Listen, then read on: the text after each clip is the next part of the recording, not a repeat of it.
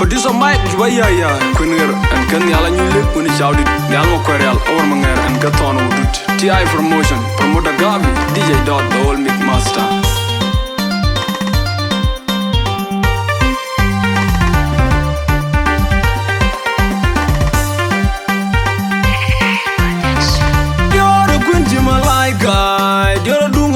Ma biat kedeng ma bu dio di de dunga wara jo deng no kunir kun je te kunere kunir kun man flawa ku ya junu ku ya gore do la kun chir ga de ya du jino wa kun dio tunda kun je te kunere kunir kun man flawa ku ya junu ku ya gore do la kun chir ga dam Wajin dia dengue woi bring je dia duken dia kwener dia dunga kurala kuya yetingi zilva kuya yori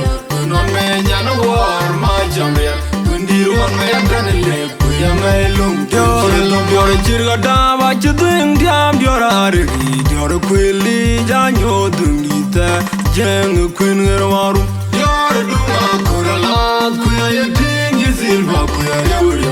non me nyana war ma jamre kundiru on me tanele kuya melum kunjelo moy kun ban kun man ma burga man yanti kuman mayen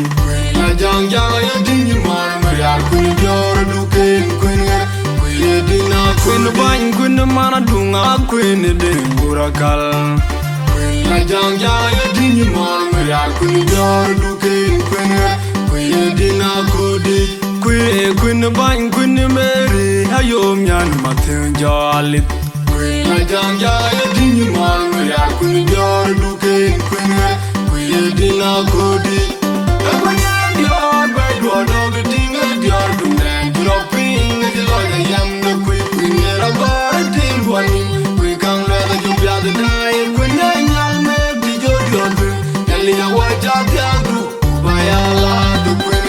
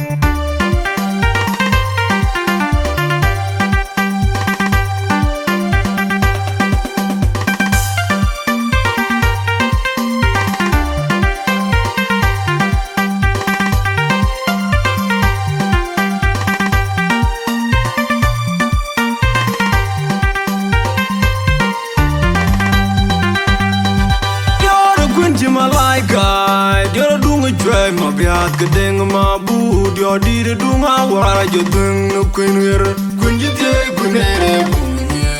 kun man flawa ku ya junu ku ya gore do la kun chir ga da ya du jino wa kun dio tunda kun je te kunere kun man flawa ku ya junu ku ya gore do la kun chir ga da Wajin dia dengue woi bring je dia duken dia kwener dia dunga kurala kuya yetingi zilva kuya yori non me nyana war ma jamre kundiru on me tanele kuya melum dia jirga dama chuding diam dia ari dia kweli janyo dungita jeng kwener waru dia dunga kurala kuya yetingi zilva kuya yori non me nyana war ma jamre kundiru on me tanele kuya melum kunjelo moy kun ban kun man ma burga man yanti kuman mayen la jang jang ya dingi man ma ya kun jor duken kun dina kun ban kun man dunga kun de burakal la jang jang ya dingi man ma ya kun jor duken kun dina kodi Queen bang queen Mary hayom nyan matin jalit Queen la jang ya dingi mor me ya queen jor du ken queen dina kudi Queen dior by do dog dinga dior du den dropping the la yam the queen la bar ding one Queen kang la the job ya the dai Queen nyal me bi jo jo du ya waja tiangu bayala du queen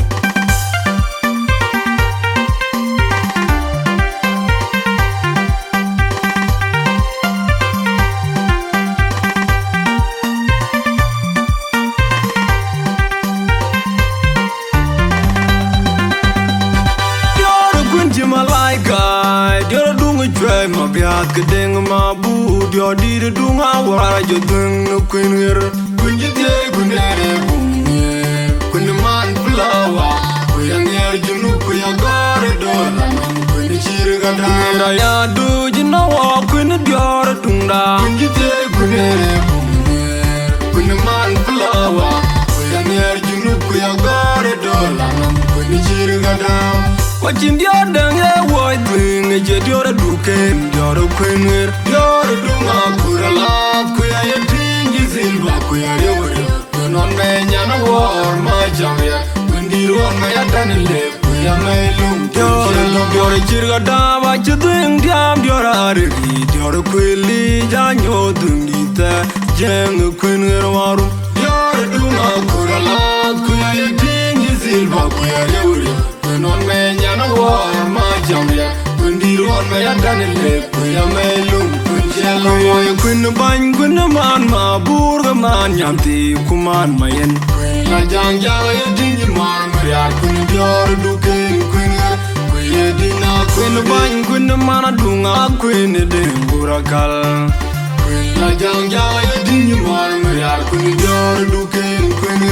kuya dina kodi Queen bang Queen Mary hayom nyan matin jalit Queen la jang ya dingi mor